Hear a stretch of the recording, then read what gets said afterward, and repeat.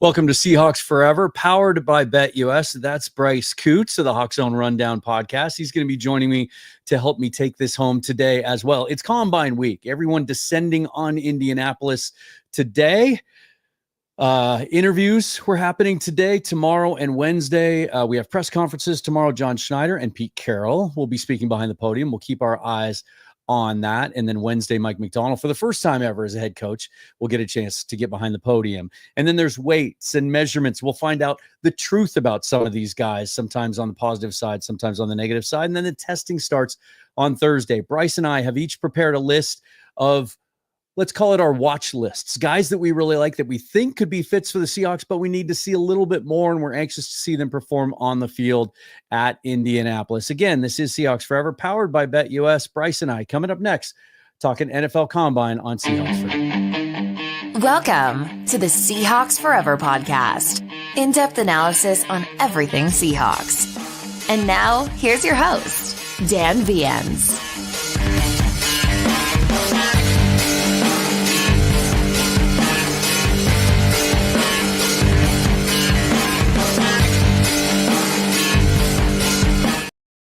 In addition to the regular deal that we're always telling you about on the channel, you can also get casino games now on BetUS. And right now, on your first deposit, they'll give you a 200% sign-up bonus up to $5,000 at BetUS/casino. This episode also brought to you by the fine folks at Doer. Doer is built for doing some of the best lifestyle apparel you will ever find. My favorite jeans now, these stretch performance jeans, are a go-to for me on the daily. 20% stretch. Everything Doer does, they do with sustainable materials, breathable, antibacterial materials. And the minute you take it out of the package, you know that not only are they comfortable, but they are built tough. They're built for doing. And right now, if you head on over to shopdoer.com, that's spelled DUER, for being a listener and a viewer of this program, you will get 20% off your first order. That's www.shopdoer.com/forever to take advantage of that deal.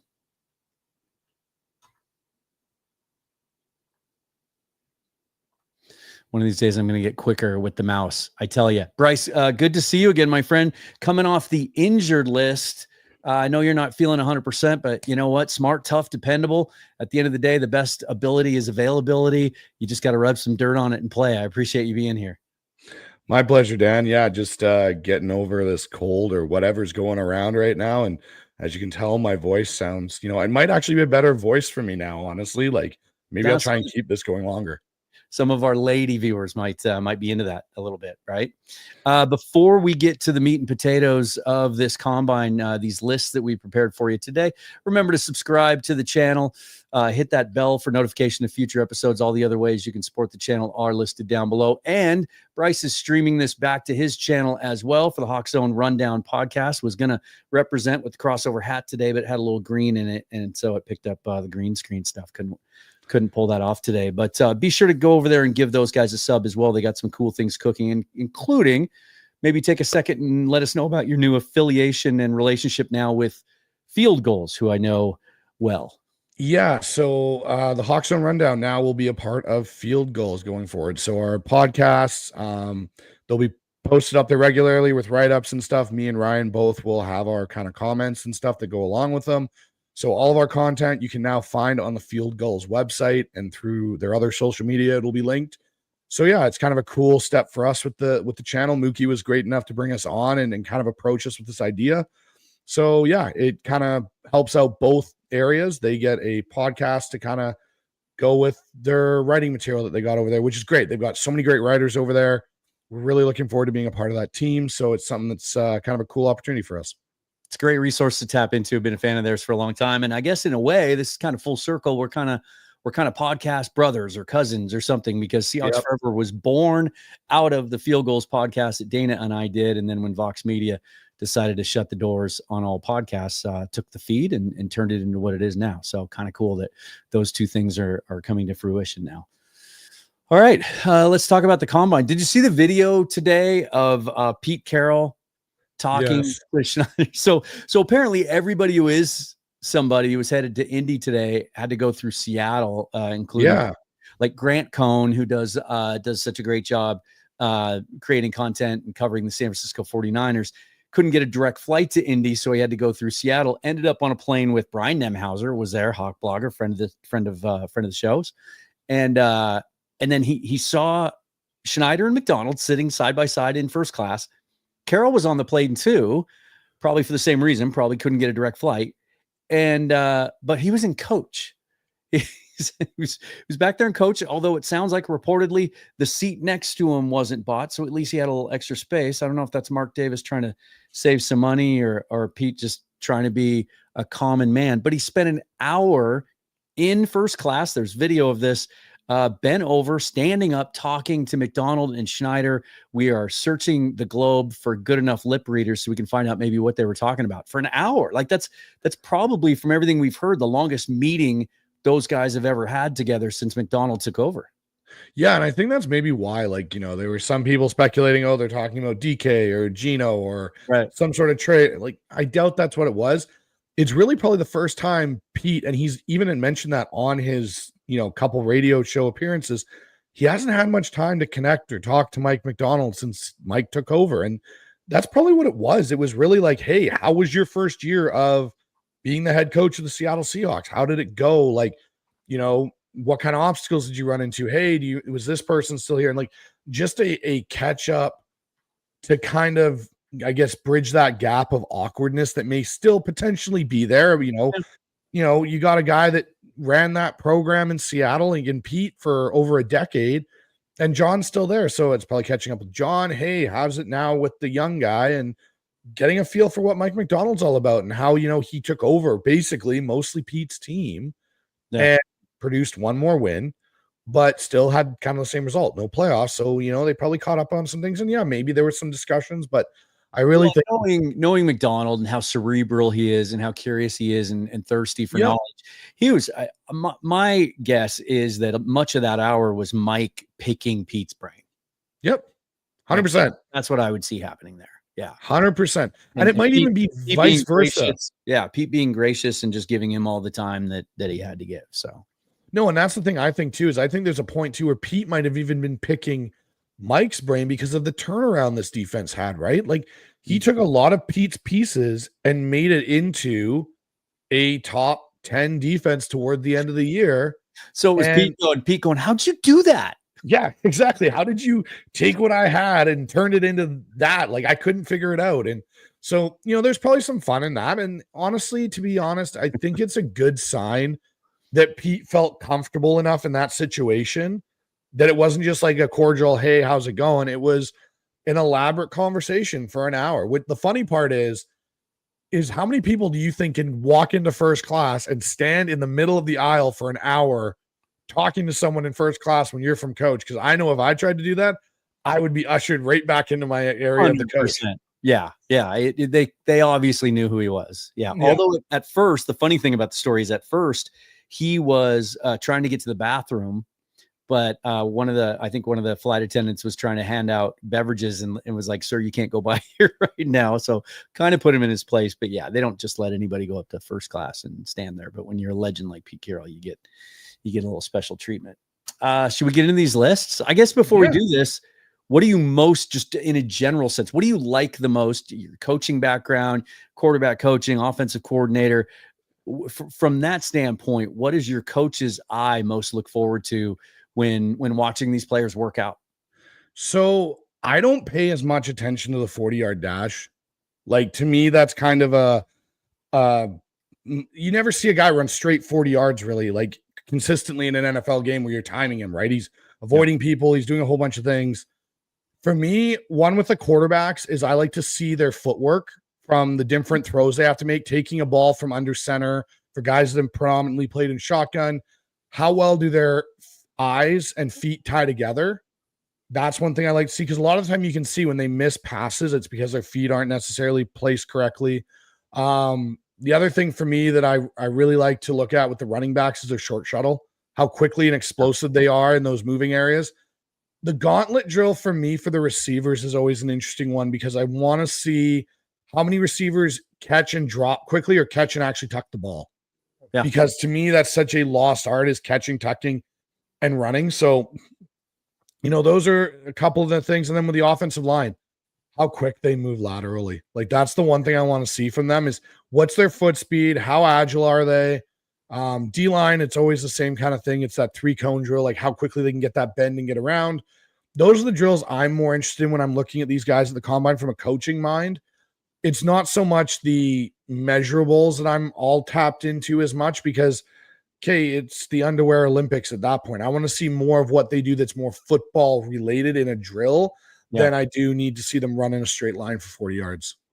Yeah, it's different things for different guys, right? And that's when I went through my list, I think there's quite a variety of, I want to see this specific drill for this player because that's a question that I have about that prospect's ability that isn't obvious on tape, right? Some of it is the measurements. You're waiting to find out about a guy's arm length, right? That, a guy that can he stay at tackle or does he have to move inside to guard? Because on tape, he looks good enough as a tackle, but if those arms are 32 and a half, that might be tough to overcome, things like that. And certain prospects I'm looking for certain different things from, but at the end of the day, more and more players are opting out of this stuff now. And I wonder if we're going to see a little bit more of that into the future, at least for the top guys. But like the 40 thing, like you said, isn't that big a deal anymore because it's fun. It's probably the most fun thing for the fans, right? But it's, they have GPS readings on all these players now. So if a guy doesn't run because he's afraid of hurting his stock by running a 4.6 or whatever, teams can see, oh, he's clocked 20 miles an hour before. That's legitimate speed in pads in a game or practice situation. So I think the farther into the future we get and the more this technology, moves forward, the less important some of these drills become, but it's still a mainstay. And there's a reason that almost everyone goes to this thing. There are some teams that don't, right? Kyle Shanahan's not going to be there this week. And it'll be interesting. That's interesting, eh? That's a newer thing, with some coaching staffs not going. It'll be interesting, I think, to look back maybe 5-6 years from now and go, okay, can we see anything discernible in the draft history of these teams that go versus don't? And at the end of the day, everyone has their own process and they all do it differently, right? No, exactly. And the thing for me is when guys opt out of doing certain things, I'm always interested to know why. Like with Shedeur Sanders, for example, and him opting out now to not throw and do that. I think part of that now is more strategically based on the guys that we know are going to go in the first round. Like Genty now is opted out of doing drills. Mm-hmm. They do more to hurt themselves if they somehow slip up during this combine, where they can still showcase a lot of the same things you're going to want to see at their pro days. And they're in control of the situation, what they're being asked to do in those things, more so than they are at the combine in their eyes. And I think that's why you're seeing it more and more.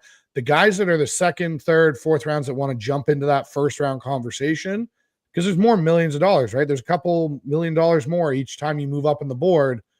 You're going to see those guys stay in it, but I think you're going to see the guys in the first round more and more drop out and just do their workout portion at their pro days. Yeah, especially if you're a lock in the top 10, I get it, and certainly Shedeur is not the first top quarterback to not throw at the combine, right? But I'm always going to appreciate and give a little bit of an edge when I'm grading a player to the guys that just want to compete and don't care and don't have fear. CJ Stroud didn't have to throw at the combine a couple years ago. He didn't, but he did. And all the same excuses are there for everybody else. It's new receivers they haven't worked with before. They don't get a chance to practice ahead of time and script it all out like they do on their pro days. But he went out anyway and just killed it and had one of the best throwing sessions any quarterback's had in years and only helped his stock. And he didn't need to help his stock. So it doesn't bother me that Shedeur's not throwing at the combine. What does bother me is when you combine that with what he did at the Shrine game, right? By accepting the invitation, going to Dallas, going to the Shrine game. And even though in their bylaws and in their rules, it states explicitly, if you accept an invitation to come to Shrine Week, you're expected to practice and play in the games. And he let him know right off the bat, I'm only coming there for the interviews. And so at the end of the day, I want a competitor. I want a guy that's not afraid to fail. And I wonder, especially when you consider that Shedeur Sanders, as good of a quarterback prospect as he is, and I can't wait to get your thoughts on this, he doesn't have any elite traits. right? That's pretty much general consensus among all the analysts. Like good at a bunch of things, probably the most accurate quarterback in the class, but not an elite arm, not an elite athlete, none of those skills. He's not elite size or speed. And so if you're kind of a jack of all trades, master of none, and you don't want to compete throughout this process, you want to pull a Marvin Harrison. I don't know that Shedeur Sanders is at the level that Marvin Harrison was last year. What are your thoughts on his approach to the process? I think a lot of it's coming back to, you got to think when Dion was involved with the process, Dion didn't do a lot of the things. He just did the interviews. He did a little bit here and there, but not much. So he's going to have that kind of, influence in his situation. He was an elite prospect, though. I mean, I know he was, and that's the thing. But you got to think Dion has been very, very straightforward on how he is going to guide his kids through this process. Yeah, he has. And so then when you look at Shedeur, I think for him, and the reason why he's able to do this, if he came out last year, not a chance. He has to go and do these things because of the quarterbacks that are around him. But because this particular class has so much fog around it on who could be good, where are we taking everybody, and it's a lot more jumbled, and really it's him and Cam Ward, and now Jackson Dart is coming into that conversation for QB3. Yeah. He's got a little bit more leeway to get away with doing this type of thing because there isn't necessarily the demand for his position throughout the draft. It's basically him and maybe two other guys, and then everyone else is trying to pick out, okay, who's actually good out of the rest that's left over. Last year, he would have had to do this to try and get himself elevated to be in the conversation with the Bo Nix, Michael Penix, Jaden Daniels, Caleb Williams, JJ McCarthy. Like, as we've heard from multiple analysts, like if he came out last year, him and Cam Ward are 7 and 8, and they're probably going in the second round. They're not even going in the first round. So he's now got this. I'm not a big fan of it. I like to see guys compete. I think he might fall. I think he could. I think he could very well fall. And I've heard past 6, 7. It could be a while. It could be a while. And the thing is when if he does fall past that and he gets into the teens, now the conversation between him and Jackson Dart gets very real. Because even Todd McShay has said on his podcast, he views Dart really as QB3 that could push for QB2 because of a lot of the things. Like if he nails his interviews, he has more physical gifts than Shedeur does in a lot of ways, which some teams might be more inclined to take. So there could be a shot where Shedeur falls all the way to the bottom of the first round if it doesn't go his way through the interview process and through his pro day. If he has an okay pro day and not a spectacular one, he could really hurt his draft stock. Well, two different guys. Certainly, Shedeur's a guy that if anything, he gets knocked for holding onto the ball too long, working through his progressions a little too long, whereas Dart in that Kiffin system, like usually the ball's out by his second read. And some people have used that as a criticism that he can't process or he can't get to his third read. He just isn't asked to. Just before we get to these lists, I know we went on a little bit of a tangent here, but if Shedeur Sanders is sitting there at 18, would you do it? Not a chance. Yeah. He doesn't feel like a Schneider type of guy to me. He doesn't feel like a Schneider guy. All this other stuff. And he doesn't come across as the type of guy that could, I think, rally a locker room in some respects. You listen to some of his post-game press conferences in college when things didn't go the way the Buffaloes wanted it to. Yeah, he tends to very quick to point for the reasons on why, rather than, as much as people have, I'll pivot a little bit to Geno here because some people have comped Shedeur to a Geno. Geno has been very good at taking the blame when things have gone wrong. Even if it isn't him, he'll own more of it. I don't see that from Shedeur. It might be something he grows into. Yeah, but I will say this, though. He has shown, especially that first year at Colorado when that offensive line was abysmal, like he has shown that he is a tough 100%. SOB. He is tough. He will take the hits. He'll do all those things. Yeah. But it's one of those things where you get, I just look at it and I go, do you want to bring that Dion side of things into things? Because he's going to be involved with his kids at the next level. Yes, he'll be still coaching Colorado, but he's still going to be involved in what they do and how they interact. And you look at some of the, I won't say antics, but ways Shedeur has portrayed himself through social media and so on, that doesn't fit with how the Seahawks have been. You think about an example, just the Seahawks fan base and how so many people took issue, and I'm being one of them, with Reek Wolin and his going out and partying the night before a game. Like, that mindset doesn't fit in Seattle. You think of the guys that have come through this program and the mentality that's been set, especially with our new coach, Mike Macdonald. His style doesn't fit that mentality to me. It doesn't seem like, it's like oil and water. They don't go together necessarily. Right. All right, let's do your list first. And so, we didn't really have any rules here. You kind of went position by position. I left a couple positions out and doubled up on a couple others. So we'll show yours. I'll probably bounce kind of back and forth between the graphic. But this is what you got. And we start off, we've talked about this kid before. You've studied these quarterbacks a lot closer than I have to this point. And with a coach's eye, what is it about Kyle McCord that makes you so intrigued and anxious to see him in Indianapolis? Kyle McCord has gone up my board now that we've got our offensive coordinator situated in Clint Kubiak and the system that Clint runs with this West Coast offense. If you look at Kyle McCord and his processing ability, he is a great processor of getting through his reads, getting the ball out. He throws an unbelievable ball. It doesn't matter if it's deep, intermediate, short. It's very accurate. He knows how to win. He was a 10-win starter at Ohio State and then flips to a lesser program in Syracuse, and I believe got some 11 wins this past year and a bowl win, and he leads the ACC in passing. He's the type of guy you can bring in.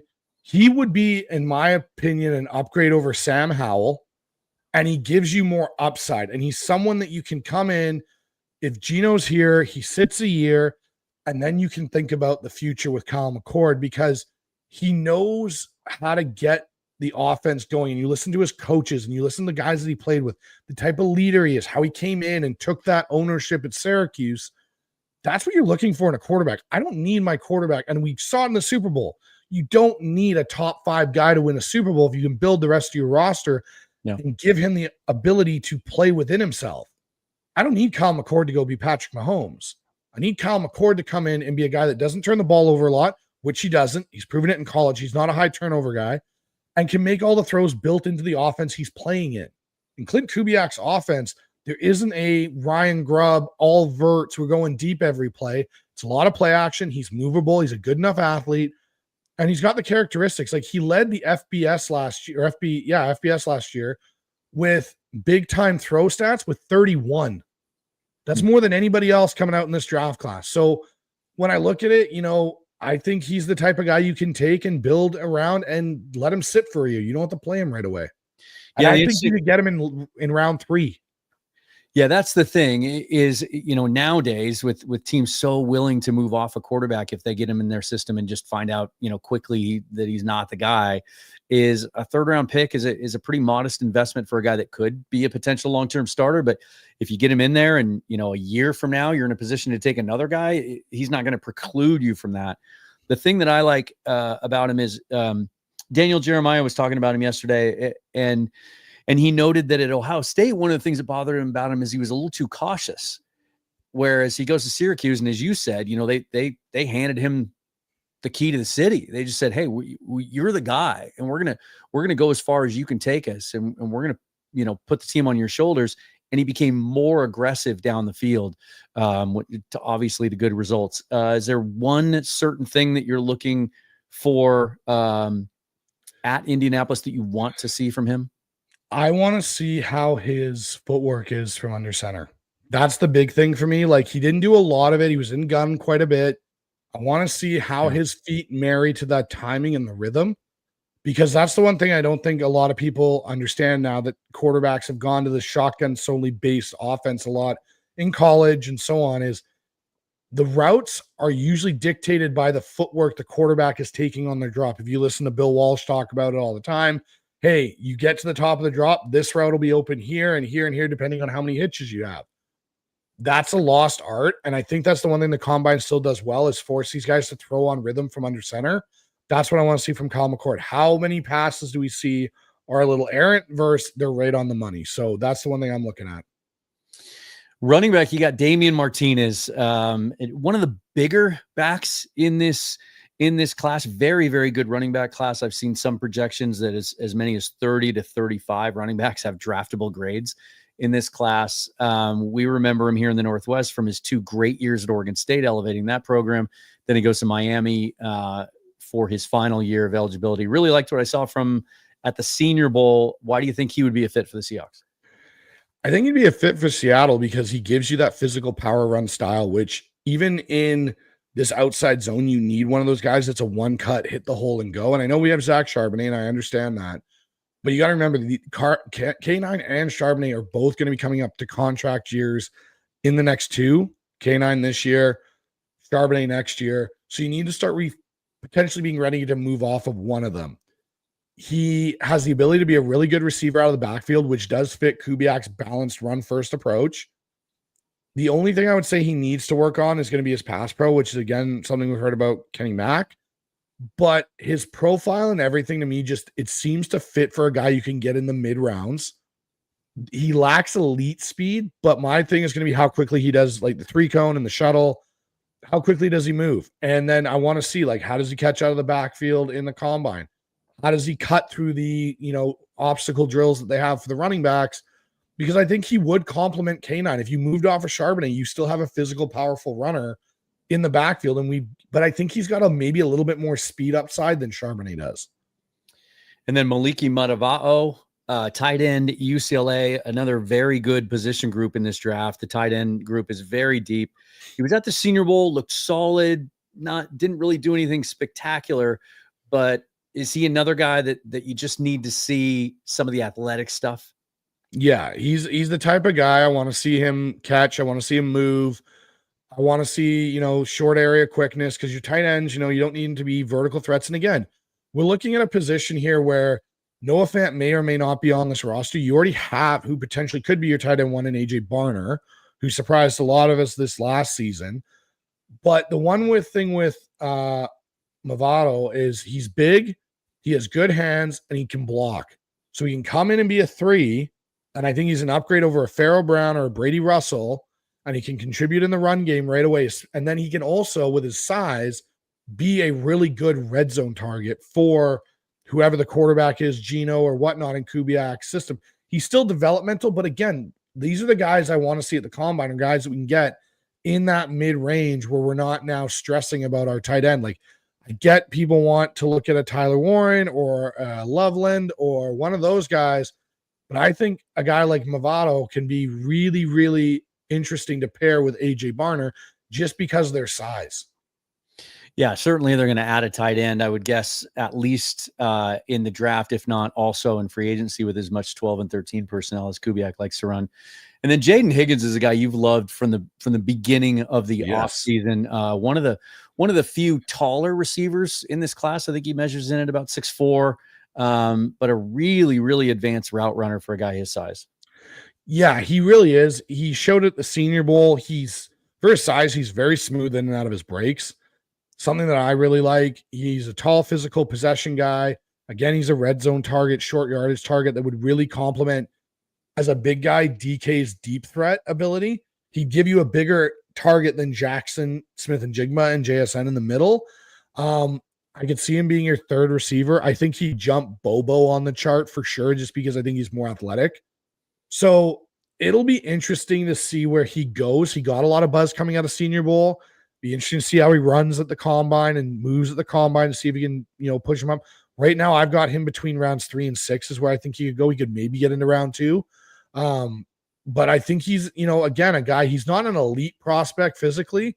But again, I think coming into an offense like what we're going to be running in Seattle now, I think with Clint Kubiak, he fits a role in that offense. And then, of course, we have to have an offensive lineman on each of our list, right? At least 100%. One. You've got Marcus Bowe of Purdue. Interesting guy. I was really looking forward to seeing him at the Senior Bowl because, he played mostly tackle at Purdue, but he's only 305 pounds. I think he's just barely 6'4". He's a little smaller for a tackle. And so I thought we would get to see some interior play from him in Mobile. And some scouts think actually center could be his best position. He's really physical, really heavy-handed, moves really well to the second level. So a zone blocking fit for sure. But do you see him as a tackle, or would you move him inside? I think this is where it's interesting. We just did a show with Parker Blake on talking about the O-line. And for me, he's one of those guys that you can come in and he could be a guard. And if something happened with Lucas or Cross and you wanted to move him outside again, you could. He's just really interesting to me. And he's got a lot of good physical traits. He can anchor well. He's experienced at tackle. Balance is a bit of an issue I've noticed in some points. He's a raw prospect, but I think, again, he's an upside pick. You take him in rounds 3 and 4 for Seattle, and I think you might get an upside on the Mike Jarrell pick. You get a guy that can come in, but I think he's going to be more of a guard to compete to start than he is to be a tackle to come in and compete and start. It's probably gonna test really well too. I would think he looks really quick for a guy his size, and in a tackle class that's not chock full of elite athletes. And then you've got one of my favorite edge guys. This guy almost showed up on my list, but you beat me to him. Savion Jones, LSU, can play some inside and outside, but probably figures best outside. Massive wingspan, really physical, high motor. What do you want to see from him in the drills? I want to see how his bend is. I want to see his explosiveness. I want to see how he comes off that edge in some of those drills and how he moves, mainly because he is 6'4", 245, so he's a bigger guy height-wise, and sometimes they can struggle bending that corner a bit when they're coming on the edge. So I want to see how he does that. I think he's an interesting prospect. I think with Mike Macdonald's system, I think he has more potential explosive upside as a pure pass rusher. I don't see him setting the edge as well in the run game, but I think he can come in and be a guy that can spell him off Derek Hall, Chenna, give them a break and truly come in and be a pass rush specialist. And with his size, you can drop him into coverage if you wanted to, and I think he'd play fine in that. So those are the kind of things. And again, I don't think you're stressing with your picks. He'd be a late round guy. I think rounds 5 to 7, you're probably getting, unless he skyrockets in this combine process. And then Jihad Campbell's been talked about a lot over the last month. He showed up as the Seahawks first round pick in a couple of big time mocks. Matt Miller's, I think Lance Zierlein had him in one of his early mocks as well. He wouldn't seem to be an obvious fit if the Seahawks bring Ernest Jones back as an off-ball linebacker, but some people think he actually is more effective on the edge. And when you look a little closer, his height, weight, specs, he's built very similarly to another player who was an off-ball linebacker, ended up transitioning to edge at the pro level. That's Micah Parsons. Is that kind of your thought process here? Are you assuming that Jones comes back and that Campbell could be a complementary player there? Yeah. So for me, when I look at this and why I put Campbell on here is I look at him very much as a Swiss Army knife chess piece in the front 7 for Mike Macdonald. You can, play him inside in certain packages if you wanted to, if you need to spell Knight or Ernest Jones. And this is based on if Ernest Jones comes back. And then on top of that, if you want to roll him outside and put him on the edge because he adds a couple more pounds, he looks pretty good as an edge defender coming off. And again, those are the one things, if you look at Mike Macdonald's defense, whether it's at Michigan or Baltimore, he likes having guys that he can move around, and offenses can't go, this guy's going to be in this spot every time they're in this formation. You look at how he's used Kyle Hamilton. You look at some of the guys he's used in his time in Michigan. He's moved pieces around. He likes to have guys that can move around and be flexible.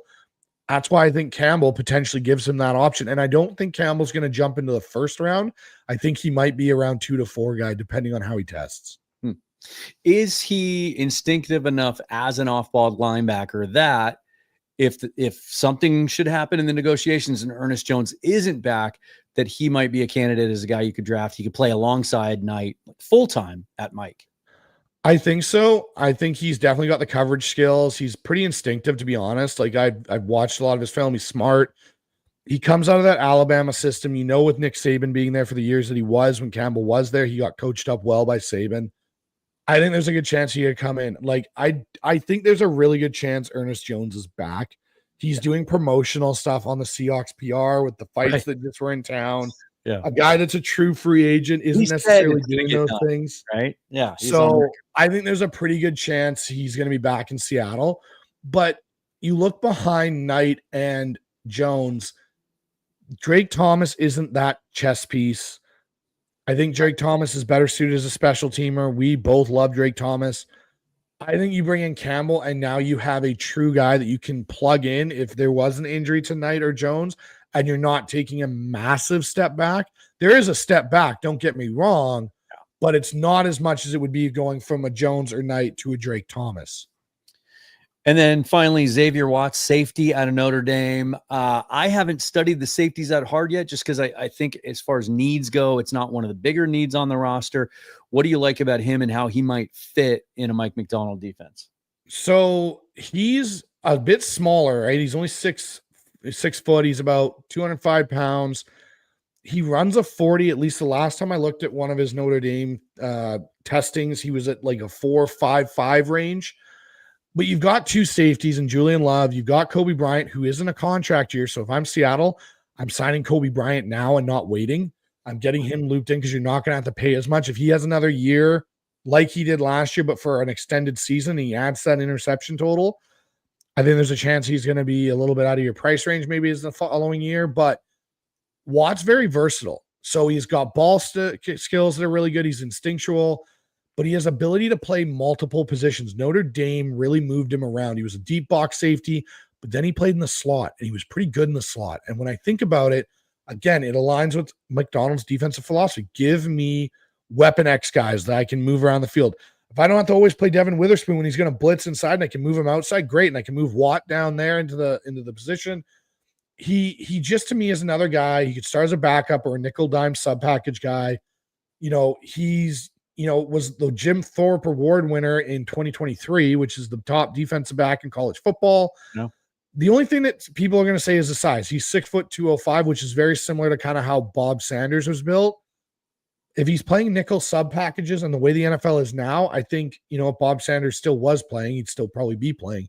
But I think you could get Watt again, round 2, round 4, I should say. I think, again, he's a guy that I want to see. How does he attack the ball in the ball drills? How does he move and flip his hips? Those are the kind of things I want to see from Watt. And I think as much as people think safety isn't a need, I think it is, because you're probably not keeping Jenkins. Kayvon Wallace didn't really make an impact. Yeah. I think the safety need might be something that's more pressing than people realize in Seattle. Yeah, agreed. Anxious to show you my list, especially the first name here, as you're the quarterback guy.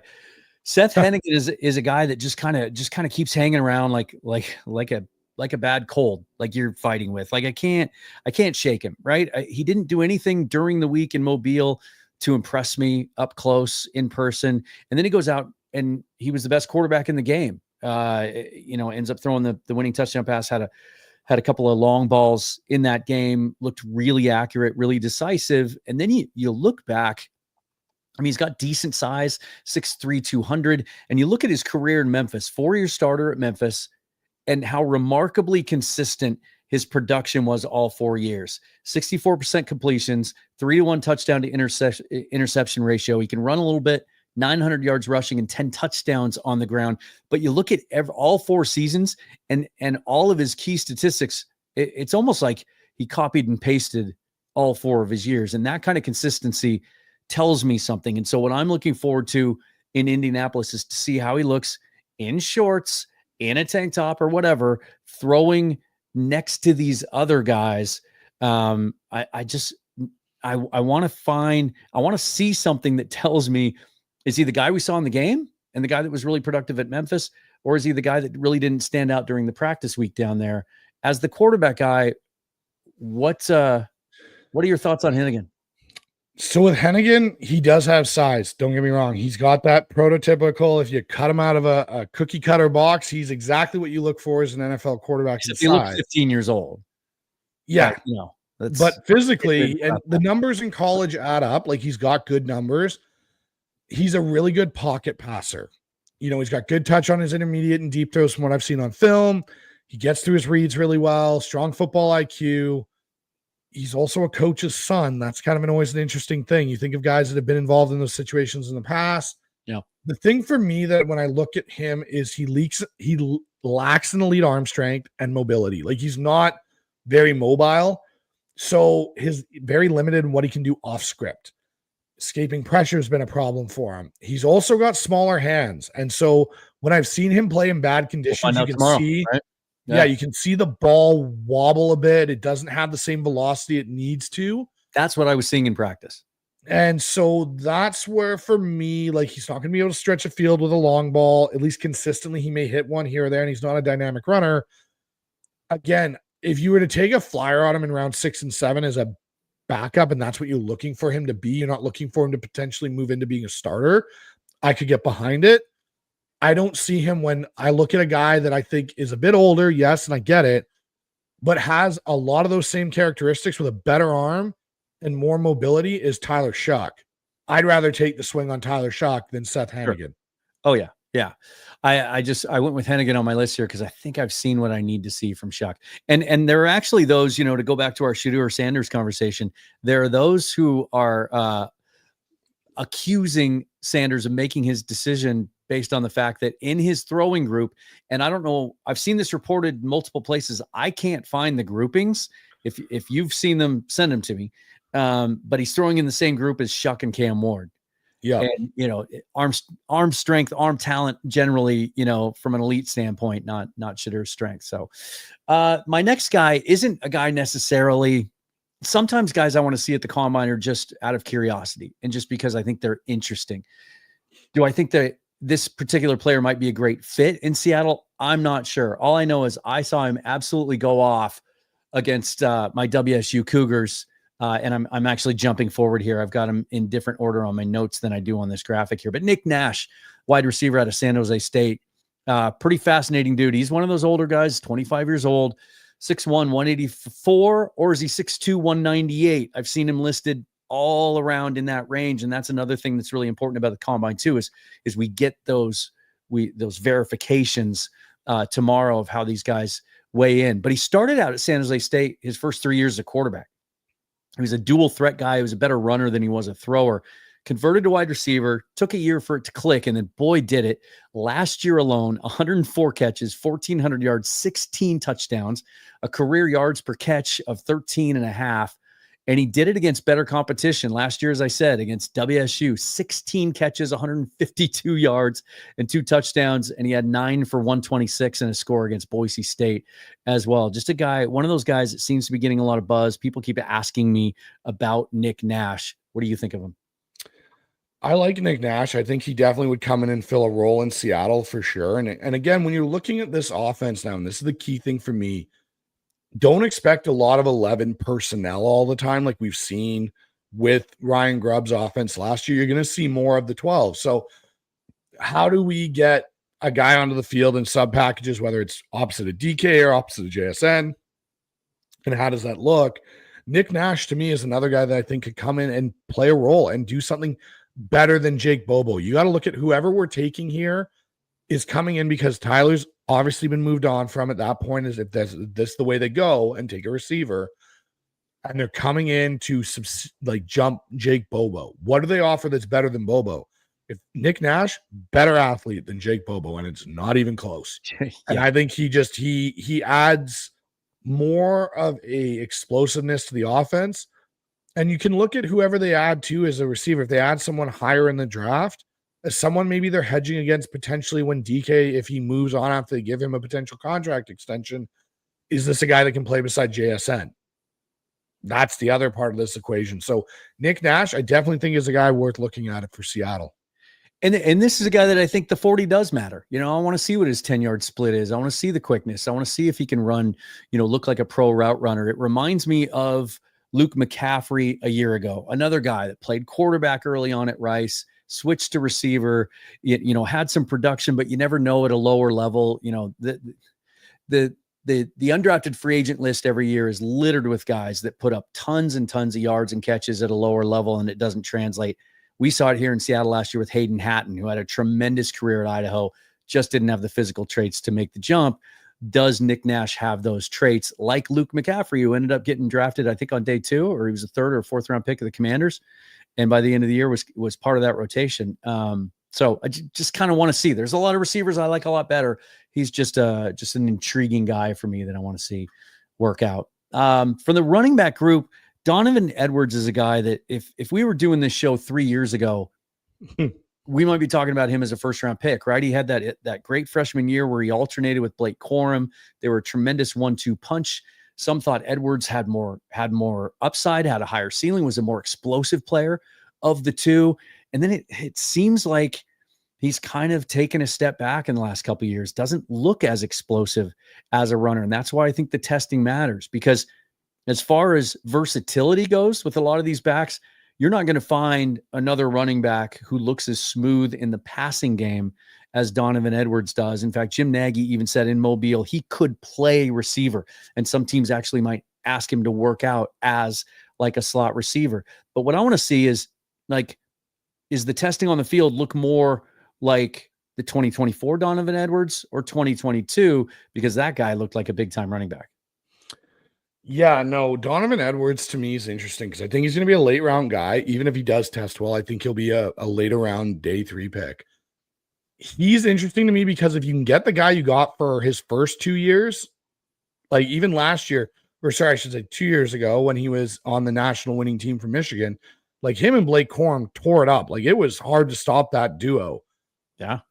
If you put him into a committee with a Ken Walker who has a similar skill set to Blake Corum, but I'd say a better one, you might be able to get a good product out of Donovan Edwards for a few years. And some of these guys struggle when they become the lead back at a system where they're getting that extra pounding on them. They're taking those extra reps. They're more involved in certain things.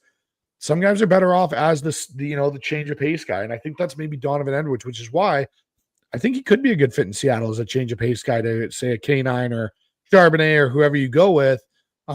He's definitely an interesting and intriguing prospect to me. I've always liked watching Michigan games when I'm not watching Husky games. So that he's definitely been someone that's kind of been on my radar as of late.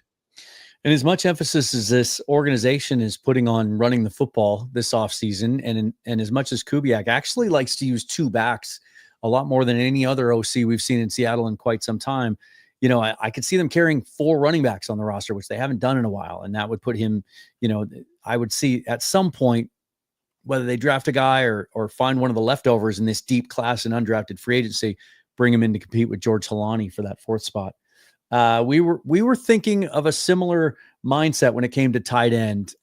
Jackson Hawes is a guy that I was late to, but then I watched some tape of him blocking, and I think it may be a consensus. Most seem to agree he's the best blocking tight end in this class, and I've seen multiple analysts comp him to Will Dissly, the former Husky and Seahawk tight end, who was drafted for his blocking essentially, but actually added some value as a pass catcher as well. And while the production wasn't huge at Georgia Tech after he transferred there, you could see flashes. There are plays and reps where he's making, 3rd down catches over the middle of the field and look really smooth doing it. 6'4", 252. He's a smart kid. He spent 3 years at Yale before he transferred to Georgia Tech. Just a devastating blocker. Kind of reminds me of Tip Ryman last year. He was the guy, Illinois, I think, who was kind of known as a blocker. There were questions about his ability to catch the football, but then he went to Indianapolis and looked pretty good doing it, and it elevated his stock. Yeah, no, and this is kind of where I was going to with, the size and so on with the tight ends, bringing a big guy. Like, I just don't know if Noah Fant's back on this roster at his cap hit. He may have to take a significant cut, but I don't know if he fits as well, because the one thing I've known with the Shanahan offense, with O'Connell's offense, with any of these offenses that are based out of this tree, the tight ends have to be blockers and receivers, not just receiving threats. And Noah Fant struggles all the time when I watch him block. He's not a great blocker. That's why I think there's a higher chance that they don't bring him back and they move forward with AJ Barner, who I think can improve on his blocking. He's so young. He's going to put on some weight. I think you'll see a bigger framed AJ Barner this year. Jackson Hawes to me is interesting because he's a reliable receiver with good hands. He's a good enough blocker. He does lack elite speed and athleticism, which is fine. His route running is better than I think people give him credit for. Like, I think, again, he fits well in as a tight end 3 or 2 for Clint Kubiak's offense, which, again, is going to be heavily in the play action, I think, more than people expect. I think his hands make him a good red zone target, and his blocking aligns really well with a run-first outside zone scheme. So I think he'll be a developmental guy, but again, someone that you can pick and see dividends come in throughout the season. And then there's 2 offensive linemen. Well, I want to see them all, obviously, but there's 2 that I want to watch particularly closely. Miles, and for different reasons. Miles Frazier was a guy that I saw a lot of in Mobile, and he was one of the most impressive guards that entire week. And the comp I had for him, not just because the helmet was the same, but their bodies are the same and their play style is similar, is he looked like Damian Lewis 2.0 to me coming out of LSU. Really thick base, and he uses it well. He can anchor against power rush, really good hands. I think he's only given up 1 sack and 2 or 3 quarterback hits in the last 2 years at LSU. And the knock on him, I talked about him while I was down there on a couple of shows, and I had quite a few people come back and say, yeah, he's probably not a fit though, if in a Kubiak wide zone system, probably not athletic enough to get to the second level. And yet when you turn on the tape, you see rep after rep after rep of Brian Kelly's offense pulling him. And he's quick out of his stance. He's quick to get over and get into position. And then when he gets there, he does damage. So I think he can get to the second level and play in his own scheme. So I want to see how he does, like in the wave drill and some of those movement drills down there, to confirm that suspicion. And then Luke Kandra, I want to see just to get more familiar with him, because he's a guy that kind of just came on my radar the last week or so. It seems like it's like when you're on a road trip and you notice a yellow car and then you see 30 yellow cars after that. Like, as soon as I heard his name for the first time, everybody was telling me about Luke Kandra. And then you turn on the film and he's a mauler. He's nasty. He really knows how to use his body. He does get to the second level. I saw one scouting report that said he's an ideal wide zone guy, and you see it on tape. He gets out there, he gets his body in front of the blocker. He's able to get to a guy's outside shoulder before he can get to the play. I want to see him because I just kind of want to confirm what I see on tape. Yeah, and in regards to both these guys, like you're looking at guys that have a lot of playing time, right? 28 starts for Frazier, 42 for Kandra. Yeah. The only thing for me, and this is the one thing that'll be interesting to see how Seattle evaluates O-line with John Benton, with the focus they have now put into that coaching staff on that side. Does the height become an issue as guards when you're running the wide zone scheme? Because generally the guards in that offense are generally a little bit smaller and a little bit more agile for that wide zone. So it'll be interesting. The thing for me with Frazier, I think he played a lot of tackle, so I think he's going to bump into guard. He's 6'6". I think he's going to redshirt his first year. He'll be a backup. You'll develop him, and he could potentially start in 2026. Kandra, I think, has a higher chance of starting earlier, but again, his pass protection is where he needs the most work. It's refinement. Like, he's a great run blocker. He's not a great pass protector. And that's where I want to see, depending on how this goes, where he ends up. Again, he's a developmental guy. The one thing for Frazier, though, for me that I want to see more of with his size is power and consistency with it. Those are the things I noticed that are missing in his game, and where I've kind of went, are we going to go there? Like, we kind of have that guy in Christian Haynes that we saw some of those issues with. Do we want another version of those? But I think both of them, if you're taking them in the mid rounds as guys you're going to develop, I think they're fine picks. Yeah, and if you talk about other LSU linemen, Seahawks have Anthony Bradford too, and another guy that's big, imposing, physical, can bury guys. But, does he move well enough? And so, maybe it wouldn't be ideal to bring another guy in that has similar questions. The thing about Kandra, 6'4", 323, some are expecting him to run under 5 flat in the 40-yard dash and be in the 99th percentile. But you're right. You talk about durability. Played 900 snaps last year for Cincinnati. An Iron Man for sure. Cody Lindenberg is a guy that saw him down in Mobile. He was the longest, tallest of the inside linebackers, 6'3", 239. Looks a little bit kind of a poor man's Jack Campbell, not quite as, like, maybe an inch shorter, about 10 pounds lighter. Campbell came out of Iowa 2 years ago, Detroit Lions, really kind of took hold of a starting spot last year. A guy that, you watch him run and you read all the scouting reports, right? And they'll all say the same thing. Good athlete, not sure about his lateral movement skills and lateral agility. And yet He hit 21.4 miles an hour on the GPS this year, fastest for an inside linebacker since 2019 when using this technology. 36-inch vertical jump, a 1.5 10-yard split. That's all phenomenal. And what I saw from him down in Mobile is also really good coming off the edge and getting after the quarterback because of that length. So with him specifically, I want to see the short shuttle and 3-cone. I want to see, is he a DK Metcalf, right, as an athlete? And he isn't good at that other stuff, which would, give you pause and reason for concern when it comes to coverage. Or can he do that stuff? And then maybe it changes your profile a little bit if you think that he can cover as well. And then to finish up, and we can talk about some honorable mention guys that just missed our cut as well. But JJ Pegues out of Ole Miss, defensive tackle. I think he's one of the most fascinating guys in this draft. He is truly a defensive tackle. He's not just sort of a jack of all trades. He's 6'2", 323, bowling ball type. Kind of reminds me of Rocky Bernard a little bit watching his tape. But another guy that I want to see the weigh in tomorrow, because I've seen him listed at 305 and I've seen him listed at 323.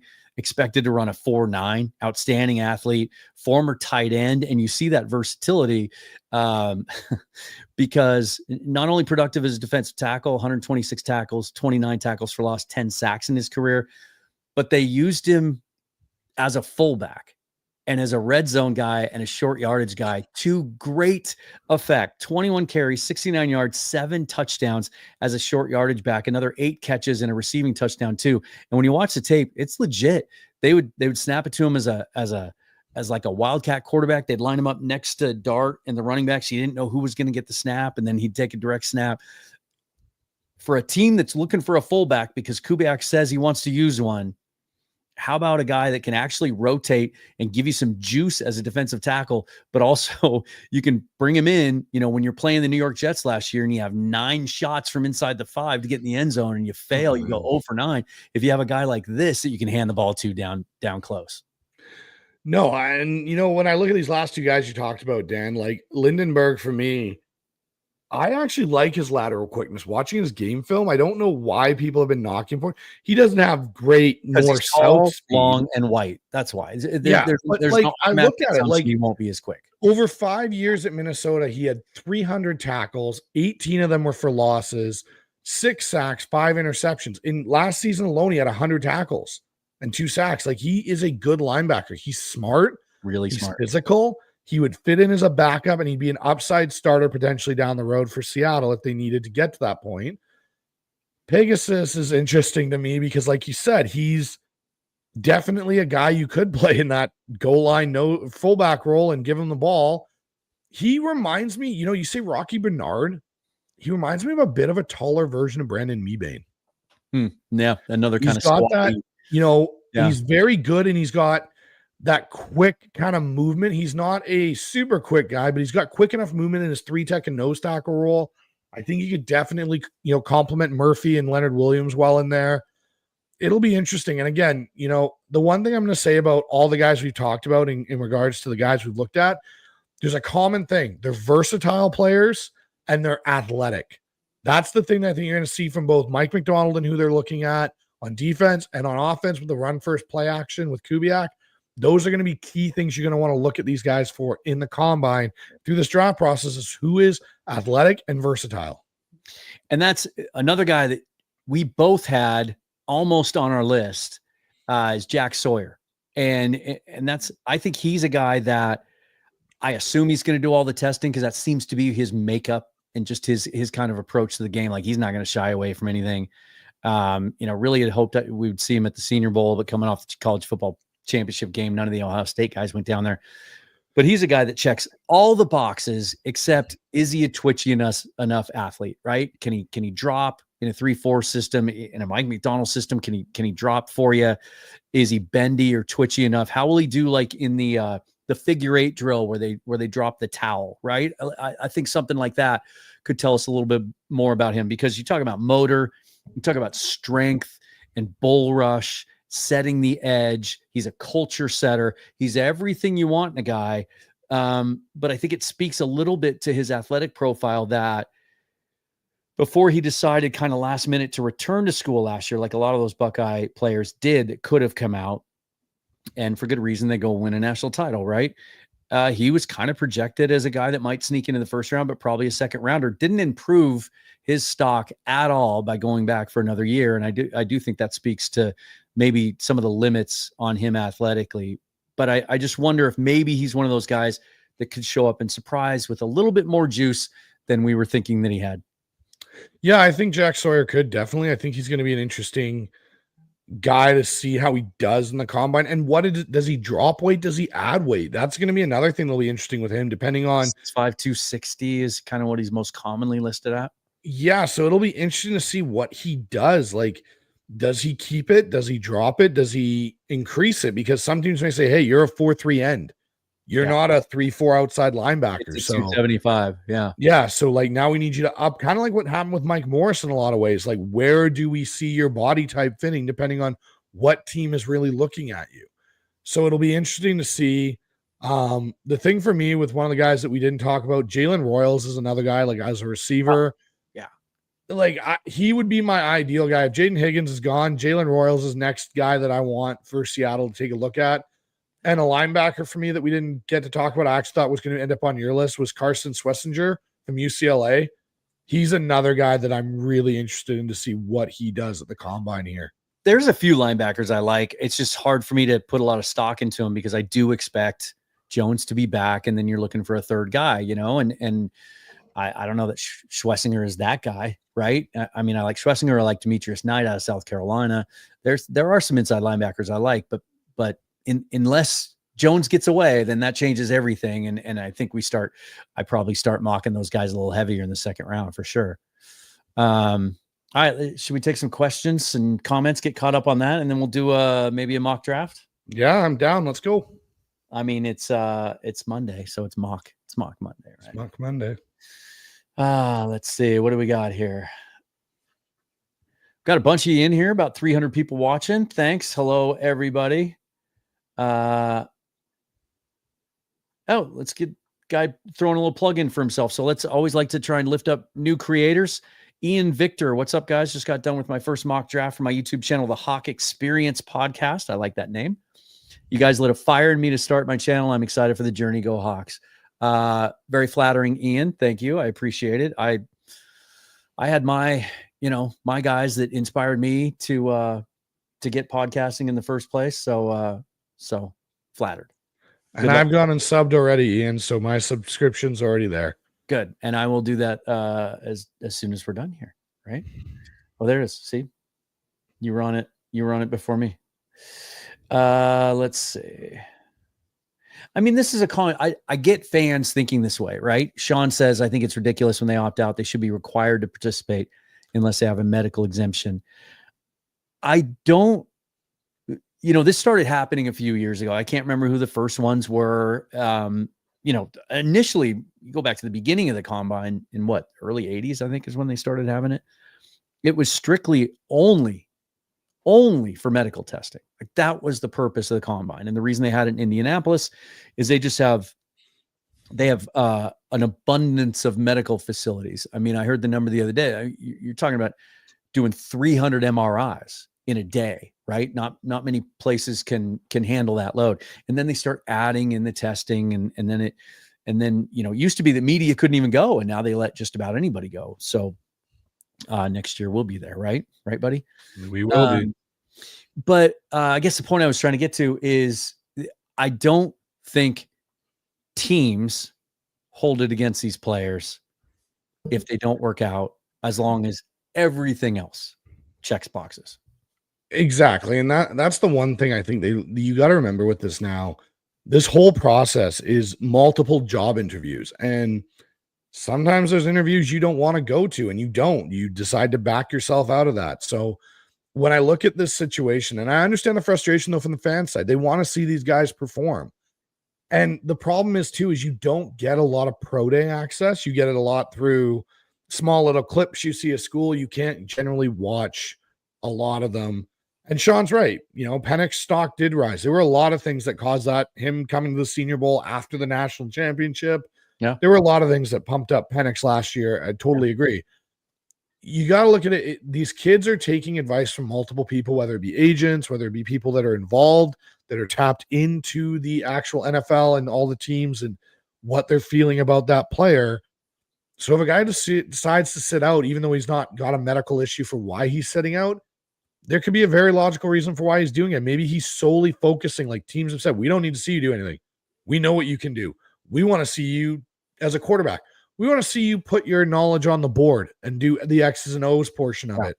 Or we want to see how you're going to handle our interview questions and the scenarios that they get put in those. And maybe that's why some guys do it. Who knows? But at the end of the day, the way this thing now is, it's a giant convention, essentially, more so for agents to feel out the NFL teams where their guys could land, where their free agents that they have are going to end up because of how teams are feeling. Like, that's even more of what the combine is. Excuse me. Now, Schneider came out the other day and just flat out said, he might as well have just said that's where the tampering begins. Yeah, that's your illegal under the radar tampering period. Right. So but for the top quarterbacks, I don't know that it really matters. Like Bryce Young didn't throw, Caleb obviously didn't throw. I don't think is Baker Mayfield. I don't think he threw either. Like, nope, Baker did throw. He did. Okay. Yeah. It hasn't really hurt the guys that didn't throw, and it provides an opportunity for other guys. Now, I hope these other guys that are borderline, like if I'm Jackson Dart's agent, you better throw, right? Those guys. Will Howard needs to throw, especially after not going to the Senior Bowl. Will Howard has the most to gain by doing this. I would agree with that. Yeah, because he missed out on that opportunity in Mobile. Yeah. Yep. I was really bummed, by the way, speaking of guys in Mobile, that your Canadian counterpart, Taylor Elgersma, did not get a combine invite. That's maybe they just don't invite Canadian players. I don't know if Canadian college players ever from any position ever been invited to the combine. I don't think any Canadian guys have ever been invited from a Canadian university. Canadians have been there, obviously. They've played in the NCAA, but I don't know if they've ever invited a U Sport athlete to it. I like this one. Dune Moose says players from the upper Midwest are the hungriest and least glamorous. Get them, boys.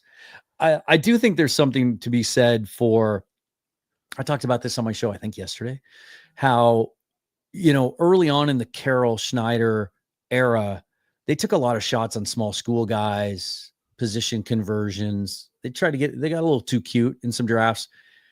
When things seem to turn 3 or 4 years ago, you clearly see a trend now. They prefer players from big programs that play in the best conferences, that play big games, and that have a ton of snaps. Like, that's their type, right? It just seems like the more the sample size, and this kind of plays into what John was talking about the other day in regards to analytics. I would think that, if they're incorporating some of their analytics stuff into their grades, the more you play, the longer the sample size is, the more that's going to help your overall grade when it comes to those advanced statistics, for sure. And I think you got to look at the level of competition, especially in the SEC and the Big Ten. That's where a lot of the guys they're wanting to go after are there now, that they go after, because you're seeing the quality of play and the quality of coaching. Look how many coaches now from either the SEC or the Big Ten have come to the NFL. Chip Kelly's come back as one of the coaches, right, that's come back into the NFL. You're going to see that more and more, I think. And Jed Fish from the Huskies has alluded to that. Like, more college programs that are run like NFL programs are getting better players into the NFL. And that's what they're doing now. Sea Lord of Bravo said Seahawk fans are so well served by the content creator community. Great work being done. Thank you again. And I agree, man. I'll tell you what, there's a ton of great creators out there doing Seahawks stuff. So many that I thought I knew them all. In the last month, I've discovered more. A few of which I'm going to have on the show. Always love kind of doing the crossover shows and stuff like that. And some of them, some really young creators getting into it at a young age, which, God, jealous as heck. Yeah.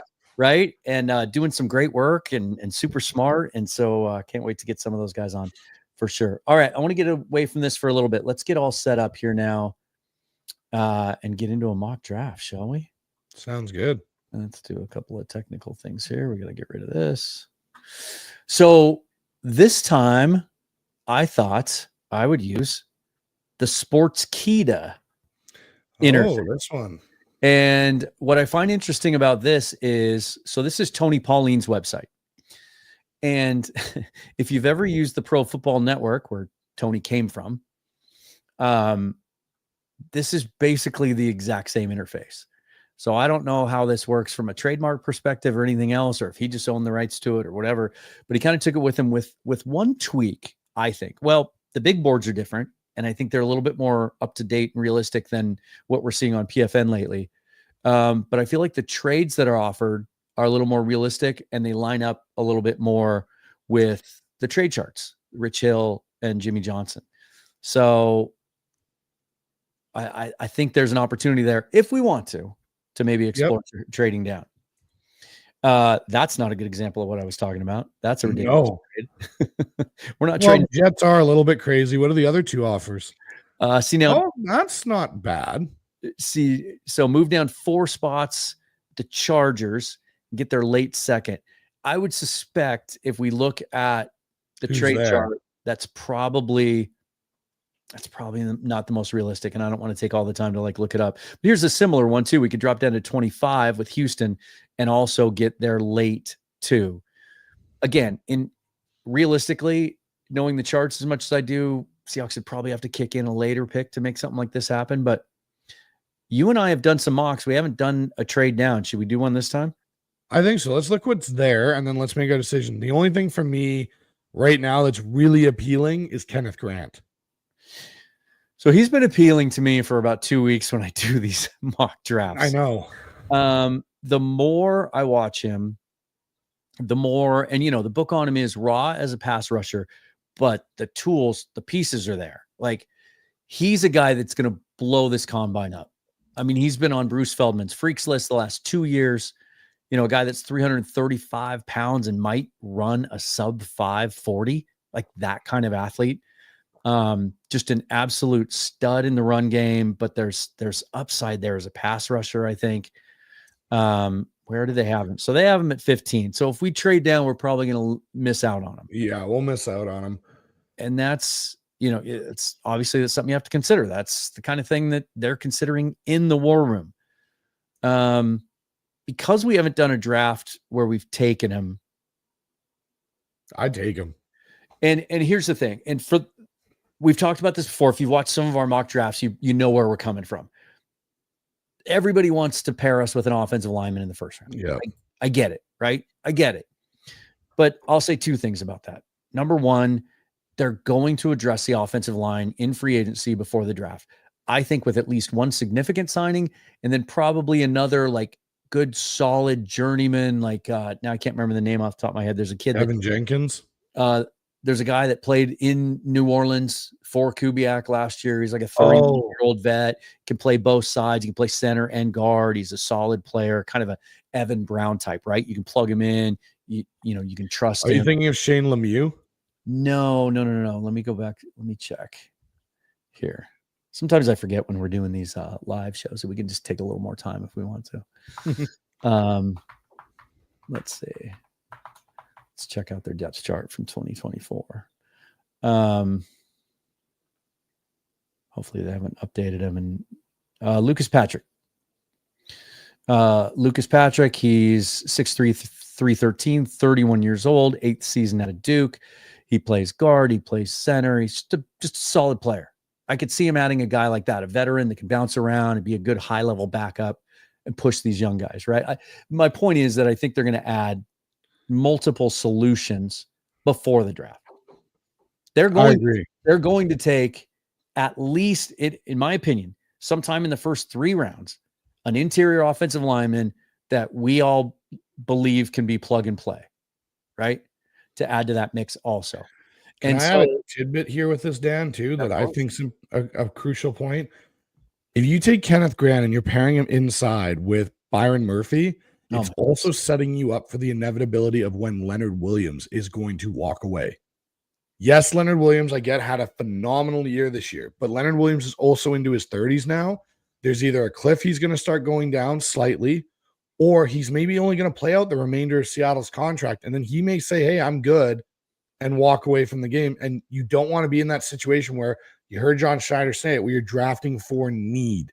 So if you get a Kenneth Grant, you may either extend Leonard Williams' time span because he doesn't have to play as much on early downs, and you get 2 interior force wreckers, which we've seen with the Rams and we've seen with other teams, cause problems for this type of offense. Yeah. Or the offenses that are in this division. So that's why for me, Kenneth Grant gets more and more intriguing. And, I don't know, it's another guy you're going to get a 5-year option on if he turns into a gangbuster. Well, and you got to look at pairings, right? So if you go offensive lineman here, and just to show you what's on the board, if we go, Tyler Booker's still there, which I don't think he's going to be there at 18. Like they're low on him here. They have ranked 31st. There's no way he gets taken at the end of the first round. It's not just because he's the best pure guard in this draft, but he's also been called the Will Campbell of offensive linemen. Like he is a leader and a culture setter. I think he's gone by 18. So I think that's unrealistic. Tyler Booker is another guy I could have easily put on my list. Can he thrive in an outside zone system? He might just be so good that you just adjust to him anyway. So I really want to see what he does in Indianapolis.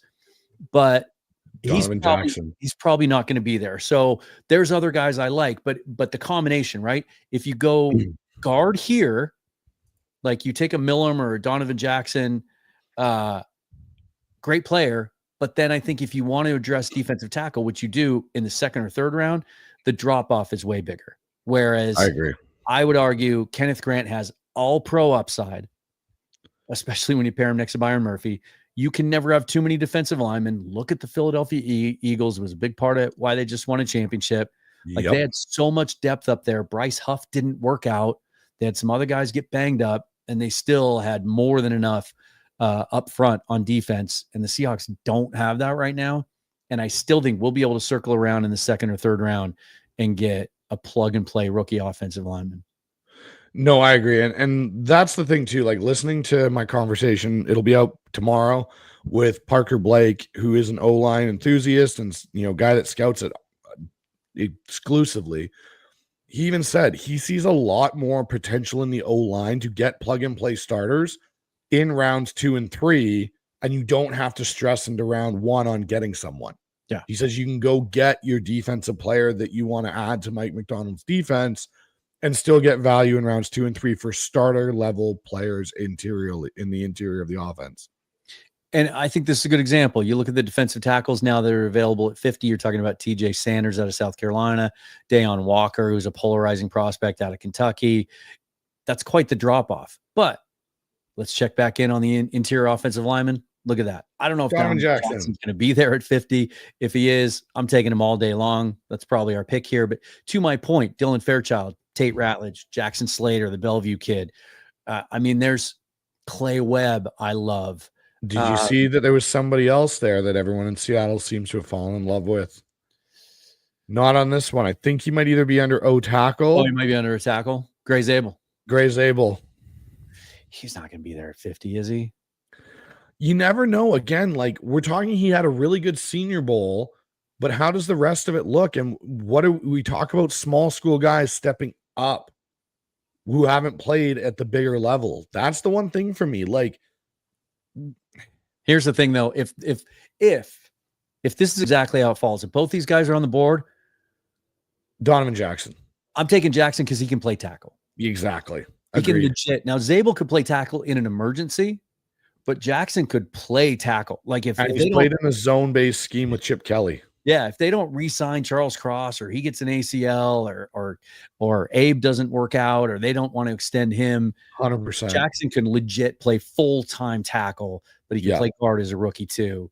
I just love him. I think I might like him more than Zabel, and I love Zabel. Yes. All right. Get down to the third round, and now what are our trade options? Some of the trades here are weird. I hate these trades where they always combo a later pick just to move. No, we're not dropping from 82 to 150. No, I was going to say that was a little bit of a steep drop. At this point in the draft, you want to look at everything that's available, right? Hey, there's a guy, Damian Martinez. They've got him pretty high, don't they? You know who they got really high is Riley Leonard. What does the quarterback area look like right now if he's up there already? Yeah, that is weird. They've got he's above Will Howard, Kyle McCord, and Tyler Shuck. Wow. They've got they're higher on Leonard than anybody. That's out of whack. I've never seen him this high.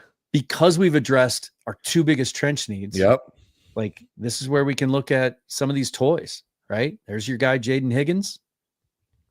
Looks like Jalen Royals. Nope, there's Jalen Royals. I think they're low on him. I think this is the range where if he's not gone by now, he's not going to be there for your next pick. I think, that's tough between Higgins and Royals. Damn. The top of the tight end class has been picked pretty clean. Mason Taylor, Arroyo, those guys are gone. So we could wait for some of the depth there, right? Yeah, and there's guys in there that, I still like that fit a role because I do think AJ Barner is going to be tight end 1. Defensively, we'll probably want to grab an edge at some point, but there's some What depth does the there. safety room look like? Yeah, those guys, once the top guys are gone there's some Makuba I like. Malachi Moore. It's a really solid two-way safety. Might be a good Mike McDonald guy. Can you go down a little bit in that list? I just want to see who's later on there. Sebastian Castro. They're low on Castro. Yeah, Castro's the one I was looking at out of Iowa. Yeah, he's a guy that I think can play in the box, can play some big slot. Yeah, that's what I'm thinking about there. So let's go back and look at the tight end room, and let's see. So Ferguson's there. Okay, so there's no one really I want to take here in third. Okay, let's go receiver, Dan. I think that's so. the I point think this here. is the sweet spot for that. You look at this group right here. Savion Williams. I don't know if he'll still be there, but Restrepo, Tez. I don't know if Tez Johnson's a fit, but No. Higgins, Felton, Restrepo, Royals, Savion Williams, Trey Harris, Jalen Lane from Virginia Tech. Is Jalen Noel? They're really low on Jalen Noel, aren't they? Ricky White. Yeah. Is your guy still there too later on? Kyle Williams? Most people are really low on him, but maybe not this one. Wow. Yeah. Hold on. Can we look him up? Higgins or Royals? I think you know who tough. I think you slightly prefer Higgins. I slightly prefer Royals. Yeah, that's true. Should we ask the yeah, what does the audience think? Jaden Higgins or Royals, guys? Royals. Royals going to take the top off a little more. He's expected to run in the 4.3s. Yep. But thick lower body, like think 6 foot Golden Tate. Oh wait, scrolled past. Who do we scroll past? I think we scrolled past Kyle Williams. All right, so we got Higgins, Royals. We got 2 Royals and 1 Higgins. They got Williams at 204. Okay. Need a couple more votes here, guys. Who do we go with? Who do you think fits JSN and DK better, Royals or Higgins? I kind of like Royals because I think you can do some backfield stuff with them. Oh, damn. We're tied now. We're damn 2-2. Okay, who's in next? Whoever's in next. Yeah, is the pick. Royals or Higgins? Can I comment myself? Can I? Royals. All right. There you go. We're going with the Royals. And I'm okay with it. If it's a toss-up, I like both of them. They're both high for me in fits in Seattle. And he's another guy that I can't wait to see this week because the word was he was still recovering from, I think it was a foot injury. He participated in everything. He did everything during the week, played in the game, didn't do much in the game.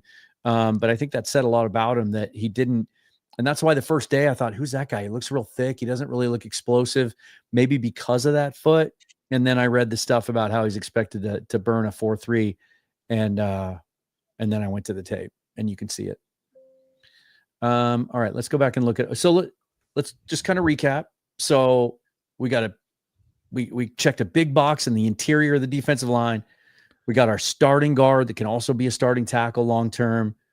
We got a really dynamic, really cool complementary receiver. And now we're just kind of letting the board come to us, right? What does the quarterback room look like at 137? Well, there's Will Howard. We got Will Howard, Gabriel. Cool. Wow. The quarterback Chuck and McCord both went. There was a run. What round are we in? There was a run in the 3rd round. Wow. I think if that's the case and there was a run, I think we go after Will Howard here. I like Will Howard. I think he's the most, he has the most NFL physique of all of them. I think his arm is strong enough. I think he has more. Would you agree with this? Especially in the college football playoff, that run he went on, more NFL throws. Yes. Than I would say yes. Yeah. I would say he also has the fiery leader. Yeah, that's what I was going to say. The one thing about him was he never made it about himself and the success he was having. You never heard him talk once about like himself or whatever. It was always about the team. And you look at when Jack Sawyer made the play versus Texas, one of the first guys on the bench was right into his face was Will Howard about how great he was. So Yeah. Will Howard for me, like my four quarterbacks, he'd be like the perfect like backup, wait his turn. And he's an immediate upgrade to me over Sam Howell. Gino would love him. Oh yeah. Gino's already taking photos and all that. Yes, I go Will Howard. All right, let's do it. Let's get our developmental quarterback. Do you see who went right after the 49ers? No. Jackson Slater. Oh. See, this is dumb. That's a dumb. Like, why? Why one spot? What's it going to matter? All right, let's go back and look at all, like when you talk about, Schneider says the later we get in the draft, the more we want to address need, right? So does that mean tight end, an edge, or a tight end? Let's see how the tight ends look. We don't want to lose out on all of them. Yeah, they've been picked. So Haas is still there. Brenning Stool, I was kind of hope would slide a little bit more. Saw Gavin Bartholomew at the Senior Bowl. CJ Dupree is a guy that I think is getting slept on. Some people think that he just wasn't utilized at Alabama, but he's got pro traits. There's your guy from UCLA. We could wait and take him, obviously. Yeah, we can wait and take him. And I think he's still got value, and I think he's going to rise on that. I could see them loving Haas, though, simply because, the commitment to the run game this offseason, my goodness. The other one that's interesting, depending on how his medicals go, is Luke Lachey. Yeah, he had the foot or the leg injury 2 years ago, but played. I think he played in every game last year. Yeah. This is an important week for him, too. Yes. The medical testing, see what he can. He's an interesting prospect. I like him. I just want to see what he comes out with this week. Yeah. Brendan Meyer said Lachey. Yeah, I really like him. If he's healthy, he's a good two-way tight end. Iowa tight ends always are. I think that'd be a really good value pick here at 173. Okay, let's take him. They got to have a tight end. They got to come out of this class with a tight end. Should we look at edge now? Yeah, let's take a look at the edge class and see.